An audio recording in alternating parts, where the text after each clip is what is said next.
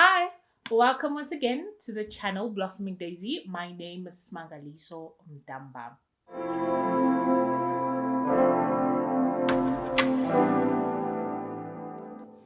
And today we will be speaking on obedience, listening to the voice of God, which is obedience. And then I will share a bit on why I started the channel, how I knew that I had to start the channel. All of it ties in with obedience and listening to God. The aim of the session is to get you to do what God is telling you to do. Um, Not all of us are gonna be on YouTube teaching like I am. I'm just holding down the fort God said I should hold down. So some have a number of things that we need to do or what He has called us to do. So the aim of the video is to get you to go where you need to go. Okay, so speaking about the voice of God, today the main scripture I want us to look at is John 10:27. My sheep listen to my voice, I know them, and they follow me. Okay, my sheep is you and I. This is Jesus Christ speaking. He says, my sheep. You and I are sheep. He, Jesus Christ, is the shepherd. I know them. Us knowing God or God knowing us is us being intimate with God, and they follow me. Another scripture closely linked to what I'm trying to explain today is John 15, verses 16. You didn't choose me, but I chose you and appointed you so that you bear fruit that will last. Okay, this ties in with the knowing part.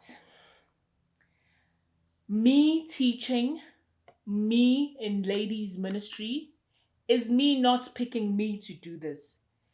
I chose you. This is Jesus Christ saying, I chose you. That means I know where I have been chosen to go to. And you need to know where you have been chosen to go to. If you already do, get up off get up off your behind and do it. Okay. So you didn't choose me, I chose you. So it's not, God is not a democratic someone. It's not the voice of the people that speaks. It is God who speaks and God who has his purpose. So it's not other people who will choose you to go into a particular field, but it is God who chooses it for you. As he says, I chose you. And then I appointed you so that you might go and bear fruit. Bearing fruit means that you and I we go in this, we do what we told, and then there shall be results of what we have done. Okay? And it goes back to the part where Jesus Christ in John 10:27 says, I know them and they follow me. Now, I just want us to note, specifically on the know part. The know part, as in Jesus Christ saying he knows us, means that he is intimate with us. When I spoke on soul ties, I said that Isaac took Rebecca, and the Bible says he took her into his mother's tent and he knew her. That means Rebecca and Isaac were intimate. Being intimate produces fruit. Being intimate produces children. Okay, so us being intimate with God, because as the church of God or the church of Jesus Christ, we are the bride and Jesus Christ is the groom. That means we are intimate and it produces something. We are intimate with Jesus Christ and we produce something. This is why we cannot produce something when we have never been intimate. When we produce something in the absence of intimacy, whatever we are producing is what we want to produce. It's not what God chose us to produce. Okay. So, this is the greatest and the most important part of obedience. Before even getting to the part of doing God's will, I need to be intimate with Him. In intimacy, I learn to hear His voice. There's this frequency or this communication frequency. Yeah, let's Let's use that word. I don't know. Yeah, English. This channel has challenged me. Okay, so there is, as I am intimate with God, I discover more and more how He talks to me. God is not one person. He's a versatile somebody. So He uses multiple ways to speak to us. Okay, and when He uses these multiple ways to speak to us, it means that there isn't a one size fits all when it comes to the ministry.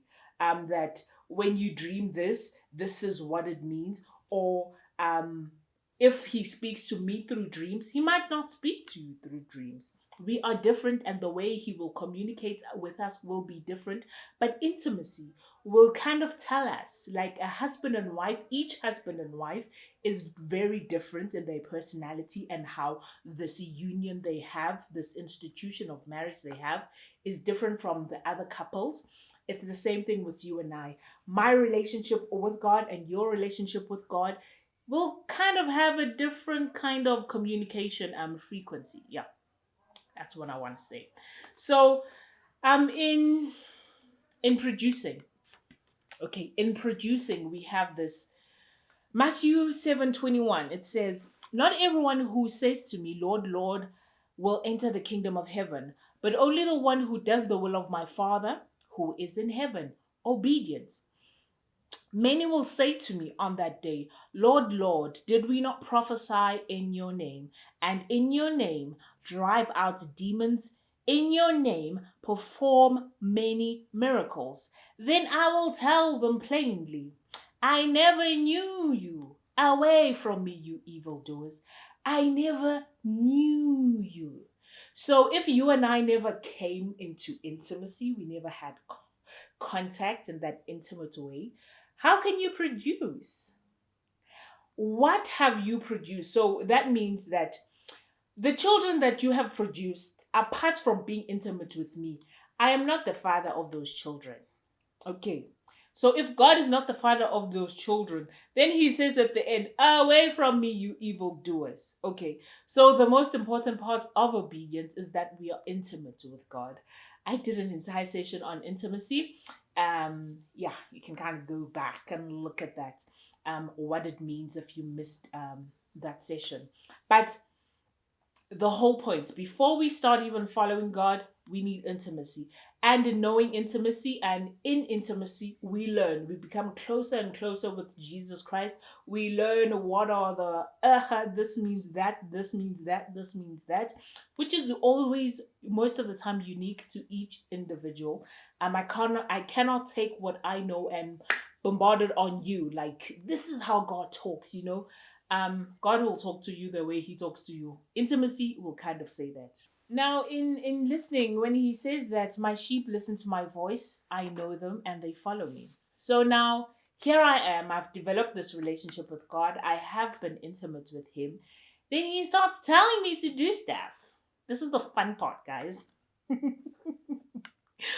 Where God gives you instruction to do stuff and you have to do it.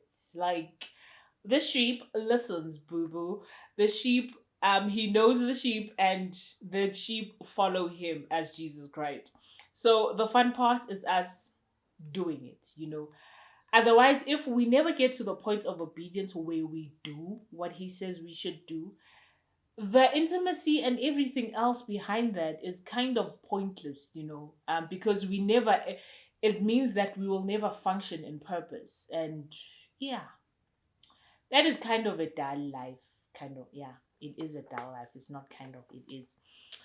So, because there are different ways, I just want to share my journey on getting onto the channel. Never in a very long time, never in a million years did I think that I would be up here on YouTube speaking English and all, and teaching. But this is how it started. Okay, I've always known, ministry wise, me, I'm there. Being a PK, I've always been in ministry. Whatever, I'm supporting anyone, wherever, I've just always just been here. But I had never focused on me, as in pushing ministry, as in my calling. It's always been yeah, what is up next, in the church, whatever, serving, So, um, when God many years ago, he gave a prophetic word through, yeah, he gave a prophetic word through this guy. He said, I have called you to be a woman, in my house, in my house who will lead in ministry as in woman.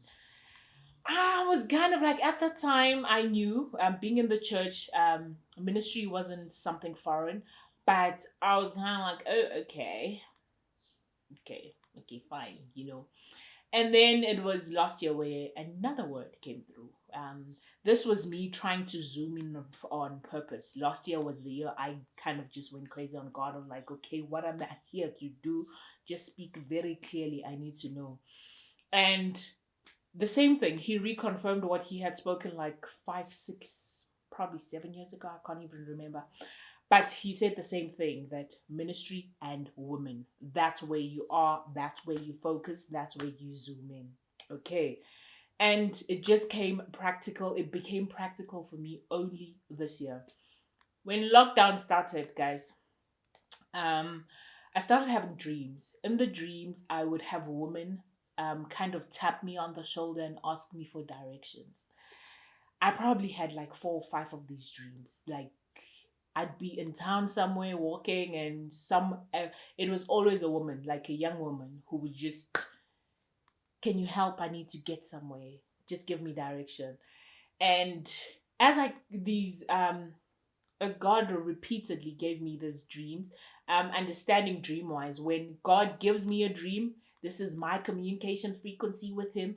When He gives me the dream and I don't understand the dream, it's gonna recur up until I get it, up until I get it.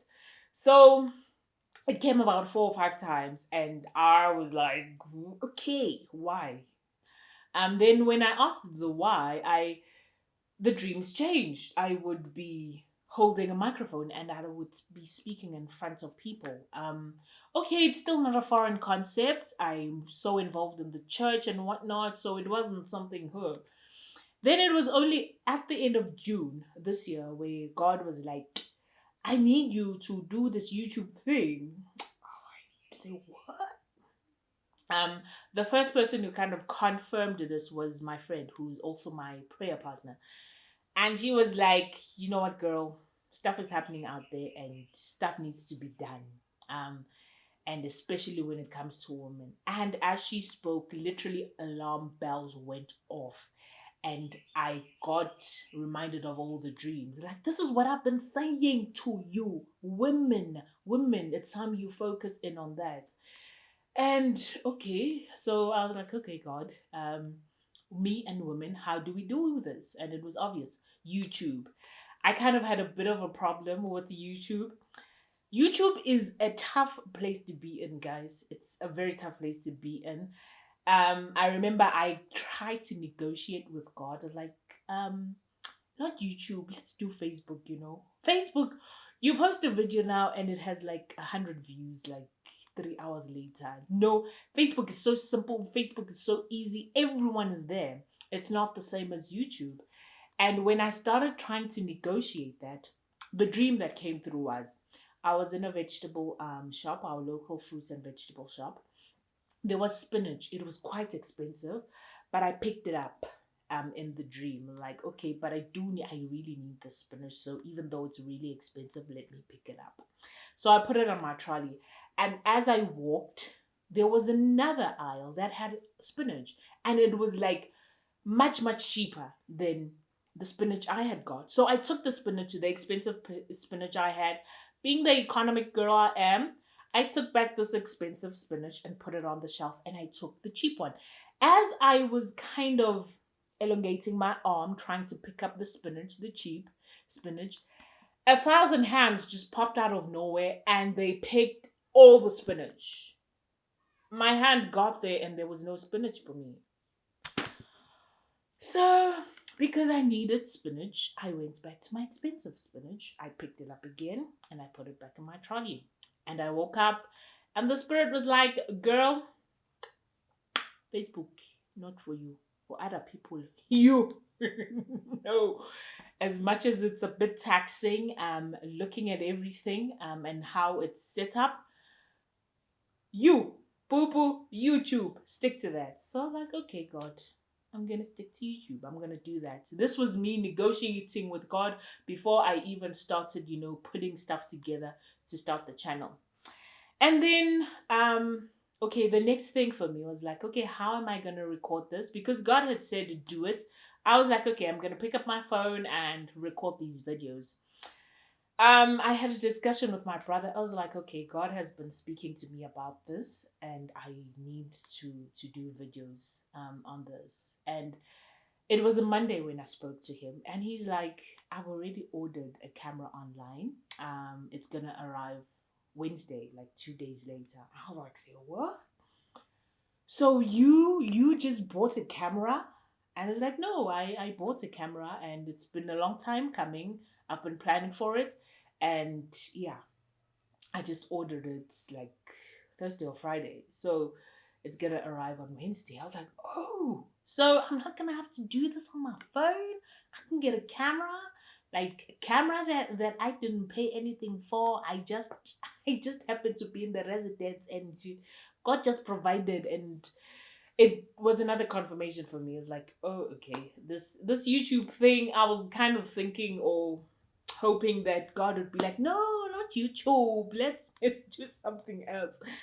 So when the camera came through, I was like, oh, okay. Then the language thing came through. I was kind of stuck between a rock and a hard place. What language do I use?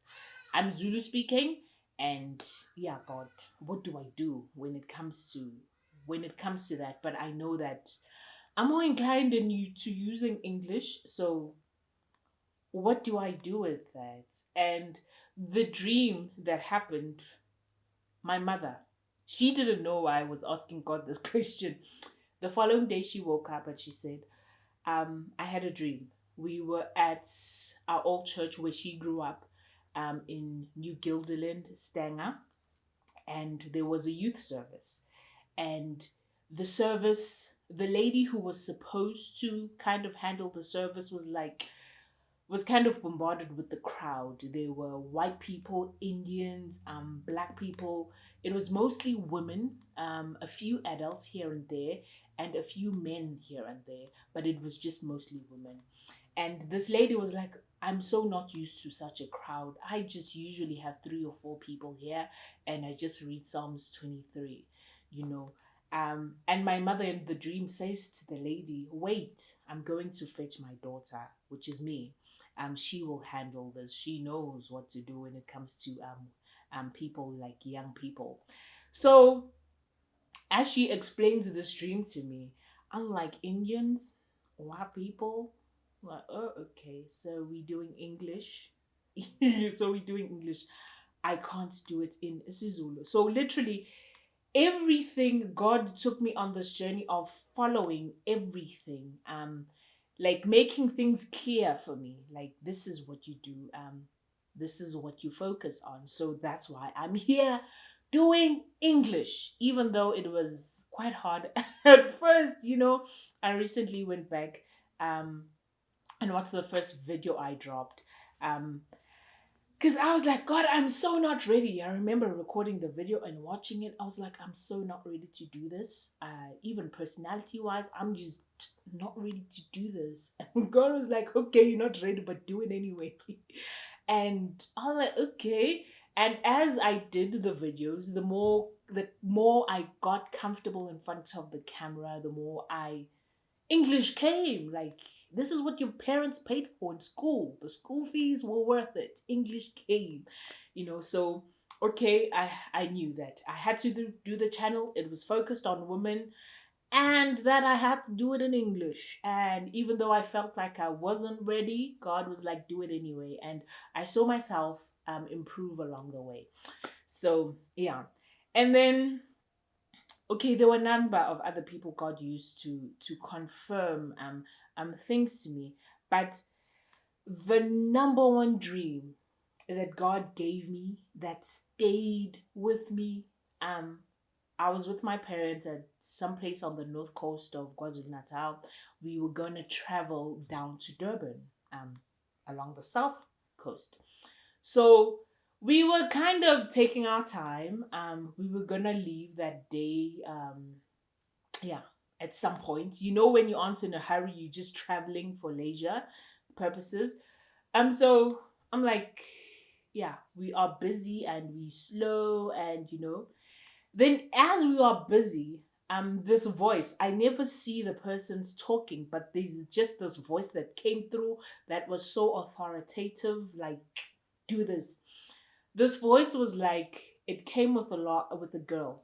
All of a sudden there was a girl in our midst. Okay, a girl, not a girl.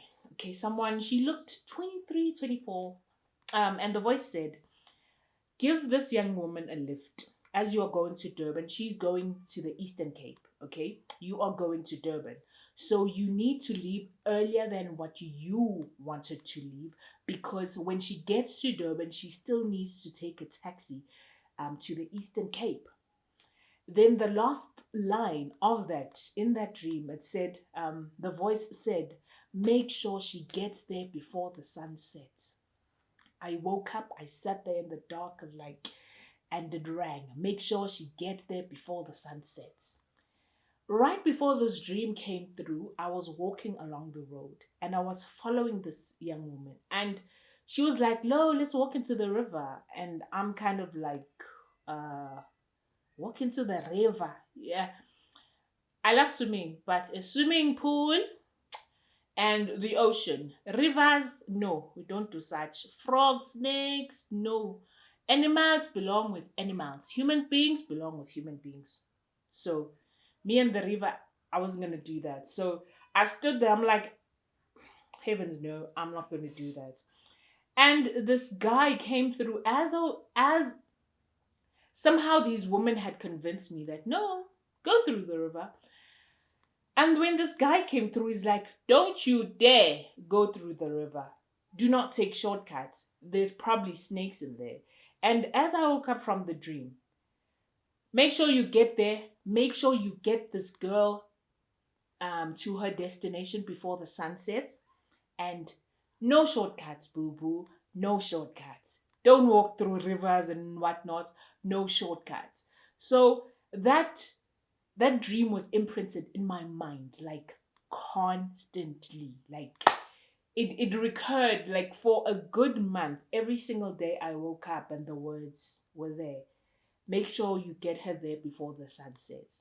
Because you are in teaching ministry, you have to take someone from the point of not knowing who they are, what they here on earth for. They go through these lessons and they get to a point where they are actually able to function in purpose. So you dropping her off in Durban means that you get her to start to function in purpose, because she still needs to function in purpose and get to the destination where she's going. So make sure she gets there before the sun sets. And yeah, this is why I am here. Not because I like looking good. Yeah, but it's not it's not the reason why I'm here. It's because God said so. And I had to be a sheep that listened to the voice. Otherwise, intimacy and hearing him, there's literally no point. So the entire point of the session is that you, my dear, God has appointed you to do something. I don't know what it is, you know. If you don't know what it is, push in on intimacy. Definitely purpose will come through. But whatever God has called you to do it. You do it afraid. It does not matter. What people think, what people say, it doesn't matter. But who we obey is the Father, who is our shepherd, and we are the sheep. We follow the voice wherever it goes. We know him and we do it with all our hearts. I want to stand in front of the Father one day and he says, well done, my good and faithful servant. So, my boo, it doesn't mean that fear will not come. Looking back on the entire thing and how fearful I was, like this challenged me more than anything in my life. Putting myself out there. Personality wise, I'm more of an introvert. Like I'm an introvert. I avoid people as much as I can.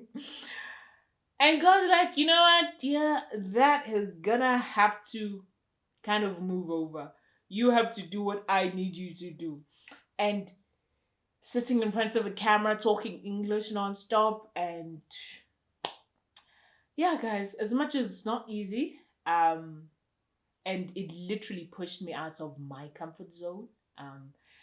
But I really enjoy the fact that the Father called and I listened.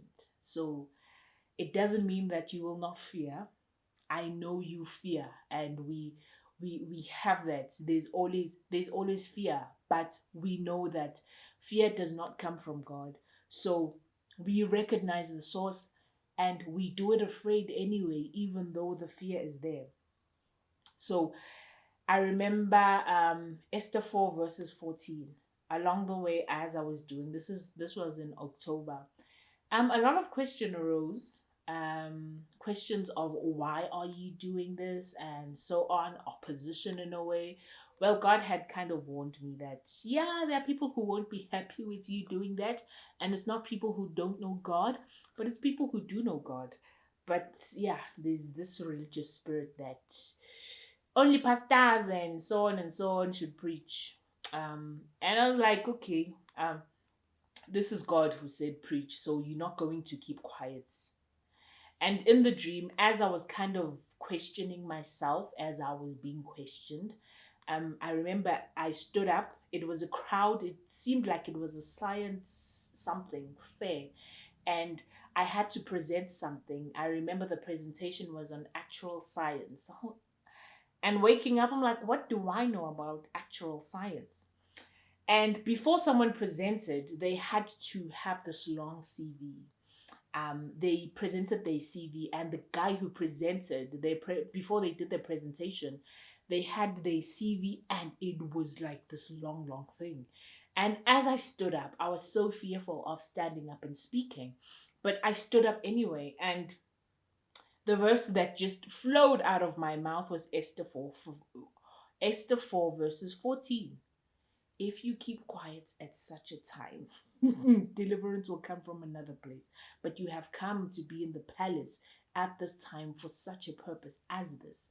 And I woke up from the dream, and God was like, I know, my dear, the road is tough. You are being challenged and so on.